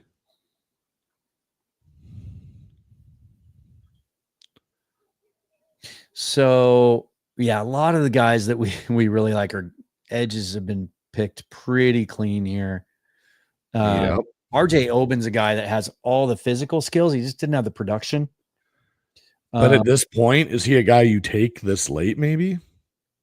Maybe, because he certainly looks the part. Let's see if they've got their profile up on him. No, they don't. 6'4", 264. I can't remember which of their games I was watching in the college football playoff where he had a sack, and he didn't have any sacks during the season, but this sack made me stand up out of my seat because it reminded me of pre-broken leg Darrell Taylor at Tennessee, his bend. Oh yeah. I think that was that against Ohio State? I don't remember who it was against. I just remember I was like, wow, who's that dude? That's NFL bend. He just beat the tackle, lean, did some damage when he got to the quarterback. And then I went and looked him up, and I'm like, I think he had a half sack. But then he goes to the Senior Bowl, looks the part. He's rocked up, he's ripped. I think he's going to test well. He'd be worth a flyer. Let's see on our overall list. I keep ignoring the defensive backfield this year in the mock draft season just because. Oh, actually, you know what? It's the last thing I have really. Oh, Savion Jones. Why did we miss him before? They have him listed as a D tackle. He can play inside and out, but I like him better as an edge. Yeah, I would say take him here at 187. 100 times out of 100. I think that's a great. You talk about him and Grant together, Murphy, Williams. That gets pretty exciting. Let's see. Where were we? Oh, we wanted to look at the defensive backfield, right? Yeah. Craig Woodson's a guy that I heard Jeremiah talking about the other day as a really instinctive, smart player. Caleb Ransaw is a guy that I saw at the Senior Bowl. He had the pick of Tyler Shuck in the end zone. Dan Jack Maxon Hook was at the Senior Bowl. Maxon Hook is someone I like for Seattle. 6'1.5" 205, aggressive run defending safety who's fast in a straight line, patient, plays within the system, immediately locates the ball handler. Got to take a safety at some point, don't you think? Or should I we think so. And I think Hook gives you that ability to be a Swiss Army knife. You look at what they asked Rayshon Jenkins to do when he came back, play down in the box. I think that works for what Hook's good at, and it gives Seattle that flexibility. Because we're out of corners. Like there's all the corners that I've studied or watched or saw at the Senior Bowl are gone. Yeah. Except for Jacob Parrish. He was down there. Do you want to go Maxon Hook? I think Maxon Hook's a good pick here from Toledo. And then Brendan Myers says, check center. I mean, we're going to sign Drew Dowman. So they don't have anyone at center. Do they have them all lumped in under guard, or did just maybe their draftable graded centers have all been taken? They might have been. They have Miles Frazier at 353. There's Luke Kandra at 363. Yep. If Luke Kandra is available in round 6, I'm taking him all the time. We got to take a second offensive lineman, don't we? I think so. Do you want to do that here and then hope that? Because we could. Yeah, we could do that. Where's Hook? He was down in like the late. I think you can get him around 7. Yeah, he's down there. Yeah, we can wait as long as we want to. So you want to take Kandra? Yeah, let's take. Or do you want to take Frazier? Who do you like better? I just think Kandra's athletic profile is better. Okay, let's take Kandra. I go with you on that one. And I'm not so sure he can't, from what I've seen, like that he could play some center. Yeah. All right, Brendan. There you go. There's a guy that could play center. We don't have to wait very long to get to our next pick. Did you want to grab a Hook here? What do the running backs look like? Ooh, Pete Carroll would be proud of you. It's a deep group. Look at Ollie Gordon is still there. My goodness, he was the best running back in the Senior Bowl. Bigger dude. There's Donovan Edwards is still there. Marcus Yarns is a lot of fun. Smaller guy. In fact, Yarns kept popping runs, and I thought, ooh, Donovan Edwards is looking really good. But Delaware's got that same helmet. Yeah. So I kept getting thrown. I think Donovan Edwards here would make some sense. Should we take a running back, guys? Woodson from California is really good. MWM says, yeah, Woodson's a guy that Jeremiah was talking a lot about today. I'm good taking him too. Like I haven't studied him nearly as enough, but I know some of what I've seen is, good on tape. I just know Hook with his run fit ability fits into what Mike McDonald may want out of that third safety. Yeah. Yeah. Looked like a slot guy down in Mobile. MWM says, check the linebackers. Got any good value here? They're low on Jay Higgins. He's a smaller guy. There's our boy Lindenberg. This be a good spot for him. I think so. If you want to go with, we do need to fill a backup linebacker role. Bill Anderson says linebacker too. I think let's go. Again, we talked about him at length earlier. I think he'd be a really complimentary piece because even when Jones and Knight are on the field, you're in 3rd and long. He can come in, be a third linebacker, and come off the edge for you. Yep. No, I like Lindenberg here. And then round 7, let's get that safety, right? It's such a safety dependent scheme. So Jalen Reed's an interesting one too. Can we have 2 Reed? Oh, he's a thickly built guy. Yeah. Penn State's got a nice little history of producing safeties. It's between Hook or Reed for me at this point. Okay. You want to go with the higher rated player? Give me Hook's breakdown again. Let's go with Hook because it's a guy that you've studied. Aggressive run defending safety who's fast in a straight line. Patient, plays within the system, immediately locates the ball handler. So a box safety mostly, right? Physically beats down receivers to defend passes. So sounds like a guy that would play in that slot, like that big nickel, like they wanted Kayvon Wallace to last year. Yeah, exactly. Not as good in coverage as he is against the run. But if he's that third safety, I don't need him to be great in coverage in that role. I need him to be the guy that can help set the edge as well as cover some tight ends. Here's a little contribution from MWN. Woodson's a little slower, but can play all secondary positions. Always finds himself in every play. Is he still on the board? Wait, we lost him. Yeah. No, he got taken. So we're going to hook? I think so, yeah. Let's do it. All right, so this is our final haul, guys. Kenneth Grant, Donovan Jackson, Jalen Royals, wide receiver, Utah State, Will Howard. We finally get our young quarterback. Luke Lachey, provided he's healthy. Savion Jones can play inside and out. Luke Kandra, guard, Cincinnati, perfect wide zone scheme fit. Cody Lindenberg, really athletic, tall, long, rangy linebacker, and Maxon Hook, a box safety from Toledo. Look at that. Brendan Myers likes this draft. Excellent. I think our process was pretty solid. Let's go back here. What are you looking forward to? I don't know that we're going to hear anything new because we just heard from, we're hearing from John Schneider every week now. And so I don't know that we're going to get anything really out of tomorrow's press conference other than he's going to be asked questions from other people now and some national reporters. Is there anything in particular that you're kind of looking to hear from either he or Mike McDonald over the next couple of days? I'm interested to see what they potentially say about, because I think they're going to get asked about Geno and the contract and DK and those things. They're going to get pressured on those. So it'll be interesting to see what John Schneider says, because he hasn't been asked that really yet on his show. Yeah. I look at it and go, the one thing I like about this, though, not to say that I think Dave Weinman and Bob are doing a better job of asking more questions that the fans are kind of looking for answers. I think they're both, McDonald and Schneider, because the national media there, are going to press them more on some of these things. Yeah, they didn't. Which will be the interesting point. They didn't. The first week they didn't ask him anything about DK or Geno, and then last week. And these shows are always about 23, 24 minutes long. And so I assume that and Dave Pearson's always sitting right there, right? Their director of communications right off camera.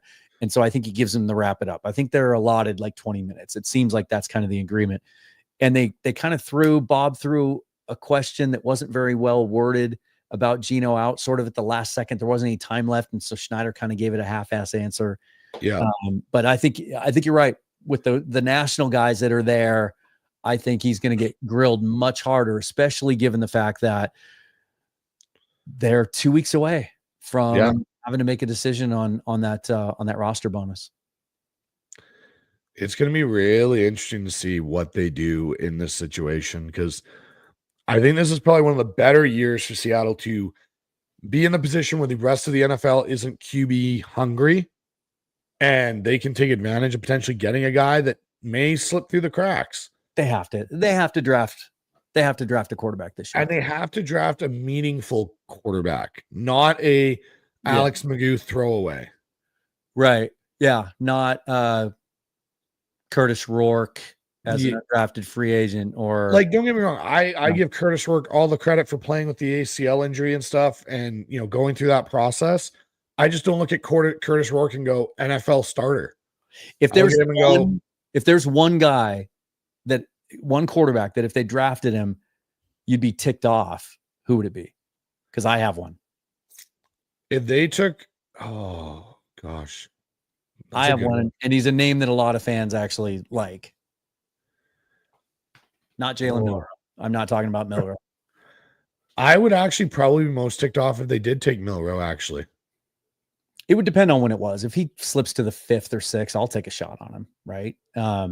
But Dylan Gabriel for me is the guy. I'm going to go with you. I totally didn't even think, because I blocked him out of my brain. Dylan Gabriel is the pick for me. If they take Dylan Gabriel, I'm going to be peeved. I just don't want another small quarterback, and he's not Russell Wilson. He's not the athlete. Russell had an elite arm, the biggest hands at the combine, the longest arms. He had all these traits that helped him to overcome his size. Gabriel doesn't have that. He doesn't have Russell Wilson's arm. He's a long-term backup, and I'm not even so sure 5-6 years from now he's still in the league. No, I think Dylan Gabriel will make a backup for a few years, and then that'll probably be it for him, and he'll just be a bounce around guy. I think he's a practice squad guy, honestly. Yeah. Yeah, I know. Brendan Myers, 2 weeks already. Yeah. It always, like, those 3 days we lose in February always catch me by surprise and sneak up on me. I'm like, oh, gee, because the combine this year is a little bit later. Like, it wraps up on March 2nd. Usually it's done by the end of February. And so you go straight from the combine on Monday, March 2nd, 10 days after that, the legal tampering period starts. And, you know, the Geno Smith thing is at the 12th or the 16th that's due. 16th, I believe. Which is weird because that's 4 days after the start of the new league year. Or no, that the 14th is technically the start of the new league year. But I think his bonus doesn't, or his contract thing doesn't kick into the 16th, I think they'll make that decision before then. And what we're going to see too, we usually see this, but in particular, just given where they are this year with the salary cap and what they need to do, as soon as they get back and they get home from the combine and they all get back together again and they sort of readjust their board, that's when I think we start to see a lot of the salary cap stuff happens. Like, they delayed the thing on Nwosu. I think you see an answer on that pretty quickly. I think you see some guys released. I think we'll see something, you know, in regards to Tyler Lockett sometime between the 2nd. And I don't think they wait all the way up until the 12th. I think they make it happen as early as possible to kind of give him as much time, you know, to get ready for free agency. If that's what he chooses, you start to see things. It's going to start flying here after the combine. Here's an interesting thing. Daniel Jeremiah posted a tweet a few hours ago. Albert Breer retweeted it, which is interesting. But he goes, I'll be shocked if we don't see a flurry of extensions done over the next 7 to 10 days. Mm-hmm. Teams have money and space, and the free agent group isn't very exciting. Good to lock up your young key guys. Yeah. Yeah. The free agent group lacks, it's kind of like the draft. It lacks blue chippers, doesn't have as many of them at the top. So those guys are going to get their money. And then there's a bunch of like solid guys. It's all depends on fit. And so I don't think players are going to get overpaid on the free agent market this year, especially given how deep this draft is. DJ calls it a starters draft. There aren't a lot of superstars, but there's tons of starters. You need really good, solid starters. Fill out your roster. This is the draft for it. Though my one concern as we look ahead to free agency is that I've been talking about Drew Dahlman for weeks. I'm not the only one. He's so perfect of a fit. It's too good to be true. And Spot Track had his, they had his projection at $8.5 million average annual value, which seemed really low. And so I said on the show the other day, I said, if that's the case, if that's close at all, then just go 330, give him $10 million a year and get it done. Well, I think, was it Breer today? Somebody, one of those guys today speculated that he could end up second to Creed Humphrey in total average annual value. And then it might be closer to 20 million a year, in which case, you know, that might take the Seahawks out of it. That might be a perfect example of like, he's the perfect player for what we need, but that's just too much to fit into what we're doing.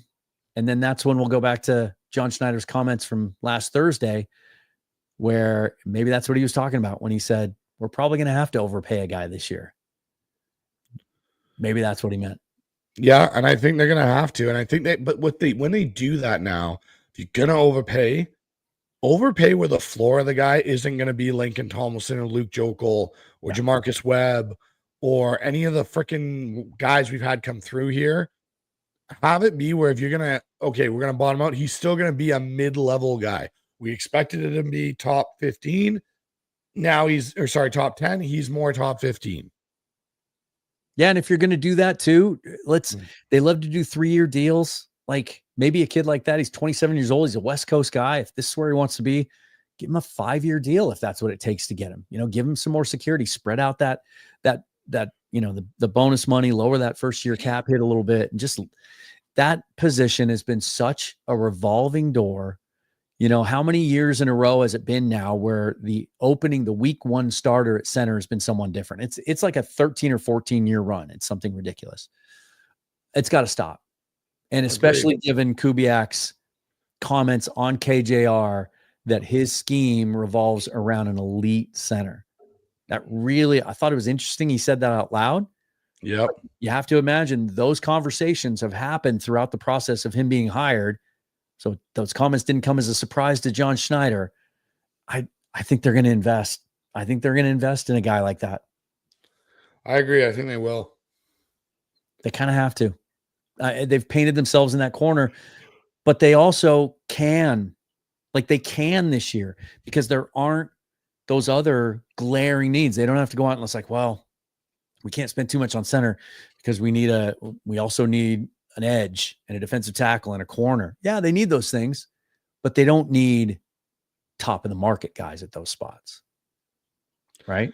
Well, and that's the thing. Like, if you're going to set this in the right direction, you need to actually go out and make a calculated, aggressive maneuver in free agency or the O-line. Brendan says, got to free up some money for EJ. Yep. I think I talked about this on the show yesterday. Like, again, and I'll do a full salary cap breakdown right after the combine's over. You and I have talked about this a lot. You can get to 50 million in cap space. Oh yeah, easily without touching Geno's deal. And even I did it yesterday without even cutting Noah Fant because I think he might be a fit. But you are gonna if Noah Fant's on the roster this year, it's going to be on a new deal. Yeah. But it's easily done. And Ernest Jones, the more and more you read about kind of where he fits in, and now you see all these like free agency rankings coming out, and he's not considered an elite guy. He's a perfect fit for Seattle. He's what they want. They're what he wants. He's stated it on the record. He wants to be here. I don't think they have to break the bank or get to Roquan Smith level, right? To keep him. I think they're going to be able to get that done. And it'll probably just go down like Leo Williams did last year, where he hits the market in the morning and they have him wrapped up by dinner time. Yep. I agree. And then, and then it's finding value, which Schneider did not do a good job of last offseason, right? Tried to sign a bunch of those short-term deals with veterans, good, players that we thought were good, solid, dependable players, floor players, and they weren't even that. It's got to be better this year. You've got to get bang for your buck. You got to get value for your money, but you can spend on one guy. Right? They did it 2 years ago when defensive line was a glaring need and needed to be addressed. They went out and spent more than they ever have in free agency under Carroll and Schneider and got Draymond Jones. Well, that move didn't work out, but it was the right thing to do at the time. And they even that same offseason, they tried to sign both of them. Those were the reports. They wanted Draymond Jones and Zach Allen. Right? Is it Zach Allen? I always get the Allens mixed up. It is Zach Allen. That's who they wanted. Arizona, and they actually more wanted Zach Allen than Draymond Jones. Yeah. So, I mean, that was a perfect example of like, that's a spot that just 3 years earlier, they didn't want to pay Frank Clark $20 million. So they let him go. They traded him and they kept trying to cycle in bargain basement guys and sort of rebound guys. And they finally realized that offseason that we need to address this and throw some money at it when they hadn't before. I think it's a similar situation. I think John Schneider's trying to tell us that's what they're going to do. I really do. I think he knows he has to do something. He can't sit and do what he's done in the past, because I think he's probably even feeling a bit of pressure from the ownership group now. And we know this ownership group does check out what is going on in social media with the fan base. I think there's a good shot that they're really going to go out and actually get somebody in free agency that can come in and help make a difference. Do the Hawks keep Draymond Jones? No. He's one of those cuts. Excuse me. He's one of those cuts that I'm talking about, and I don't have the numbers in front of me right now, but he saves a pretty significant chunk just by releasing him, even pre-June 1, which you'd want to do. So just didn't work out. He was a good, solid rotational player last year, but not the return on investment that they wanted from what they were paying him. And then Jaron Reed's another guy. I think in a perfect world, they'd love to have him back. I think he wants to be here. He's one of the leaders in that locker room. He played really well last year. Players at that position can age well. He didn't look like he was slowing down. I think the contract should be reasonable. I think he'd want to work with the team. Like, he went through his thing, and he's admitted this on the record. He's like, hey, I went through wanting to be paid more. right? Turned down the restructure, hit the market the first time, got paid a little bit, and that didn't work out. And so we ended up coming back here. I think this is home. And I think at the end of the day, they work that out. I do too. And I think, if they say take Kenneth Grant, there's another guy for Kenneth Grant to learn from, and you give Jaron Reed a little bit more breathers, you get a higher producing Jaron Reed. And drafting Grant, bringing Reed back too, allows you to release Robertson Harris. That saves you about $8.5 million. I don't even know if there's any dead money because he was traded. I don't believe so. The bonus was taken care of by Jacksonville, and it's totally all the money left on his deal is non-guaranteed. There might be a cursory little dead cap money, but it's not significant. It's pretty much pure savings. But you bring Grant in, now all of a sudden you're talking Grant, Reed, Murphy, Williams, right? Hopefully you get something in year 3 out of Cameron Young if he can be healthy. Maybe we get something out of Mike Morris. He takes a step forward. And then, you add edge. I think it gets pretty exciting then if you add a guy like Grant to that mix. Definitely does. And I think it's something where if you add Grant, you're now adding to his strength and making it elite. Let me pull this up real quick. So again, no, my keyboard's not working. Cool. So tomorrow, weights, measures, those will come out throughout the day. That's always exciting. You get some of those confirmations and find out the guys that have been listed at 6'5" for 4 years are actually 6'3.5", and some guys that are listed at 6'3" or 6'4". And we find out the arm lengths and the real weights and things like that. Because guys do, as you mentioned, Mike Morris did it. He's not the first. He won't be the last.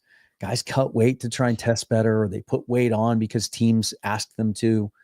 So we'll see that tomorrow. The press conferences, Schneider and Carroll tomorrow. And then Wednesday, McDonald gets behind the podium. More testing. I think Wednesday they do like the bench press and that kind of stuff, some of the behind the scenes stuff. And then Thursday we get rocking and rolling. Thursday, Friday, Saturday, Sunday, and Monday. I think 5 days. I believe it's 5 days. Yep. No, there's one day in there I think for the special guys like the punters and so on, which we never watch and we don't care. No, I mean we'll have that discussion before the draft. Certainly, like, is this the year that you bring in someone to compete with Josh Myers or Jason Myers? Because that could save you $4.5-5 million in cap. I think so. This might be the year that you at least bring someone in to push him. Thanks for everybody for watching. 350 of you in here now. Brandon Meyer says the special guys. They kind of are. Like I always feel like you go to practice, you go to workouts. Saw it at the Senior Bowl too. They're just standing there. Like, kick a couple balls into the net. I stretched out. I'm good. It's such a weird world. Like they live in the same world. They do the same thing, but they're also just kind of. What do you think of training camp? You watch them. They go down. Dixon will hold a couple punts. Or field goal attempts. Miles will kick them through the uprights. They're off in their own little world. And until they do some sort of drill with the coverage unit, they're not doing much. Yeah, I gotcha. All right, buddy. Anything else? On HawksZone, we've got Jackson Bevins coming on tomorrow from Cigar Thoughts. Going to kind of do a John Schneider breakdown, read between the lines with Jackson, and kind of a preview of what he thinks going to happen through free agency and potentially the draft.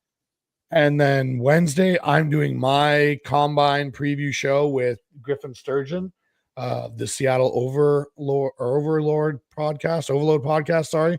We'll have that on. We'll do a mock draft there to make up for missing mock draft Monday on HawksZone Rundown today. And we'll have a new episode with Parker Blakeout tomorrow night on our YouTube channel, talking about all the O-line prospects and free agents and his takes on them. Cool. Yeah, Parker's great. Had him on the show a couple weeks ago. I have nothing to unveil as far as guests go, just because I have so many irons in the fire right now trying to line things up. I've got guys that are going to be coming on and reacting to certain days. I will say this, though. We haven't locked down a day yet, but for those of you who are also fans of the Seahawk Playbook podcast with Bill Alfstad and Keith Myers, two guys that have become friends of mine over the years, used to work with Keith on 12th Man Rising. Well, now that I'm down in the Phoenix area, Bill and I are going to get together one of the days this week at the Combine. I think it might be the quarterback day.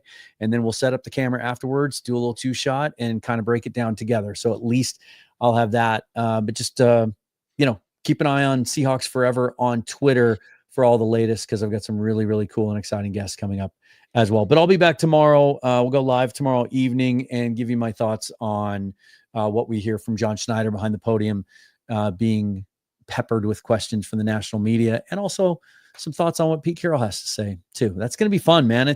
I'm so excited that he's back in the league, and not just that he's back in the league, but I think that's the perfect situation. I really do. And I can't wait to keep an eye on it. I think to me, like I have a lot. I have my best friend is a diehard Raiders fan. And me and him were talking about it the other day, and he even said, he goes, I don't expect Pete to come in here and win a Super Bowl. What I want Pete Carroll to come in and do is fix the culture and get this going back in the right direction. Absolutely. Yeah. Sanjit T, who does such a great job on the Football Scout channel. And then it does a lot of Raider content too. That's how he started out. He's going to be joining me here sometime soon. We're going to talk about just that, kind of what Pete's going to try to build there.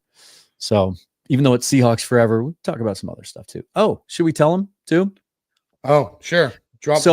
I got a bunch of questions on my show the last couple of live streams I did about what happened to the Pick Is In pod.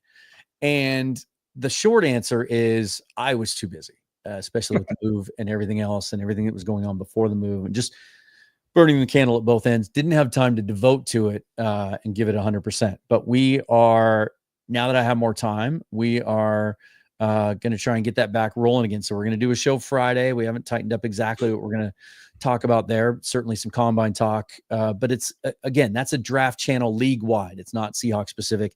And we have a name change that we've decided on as well. We'll unveil that Friday. So look out for that. If you don't subscribe to that channel yet, get over there at the Pick Is In pod on Twitter and also on YouTube and subscribe, because that will that'll be coming out on Friday, right? Yep.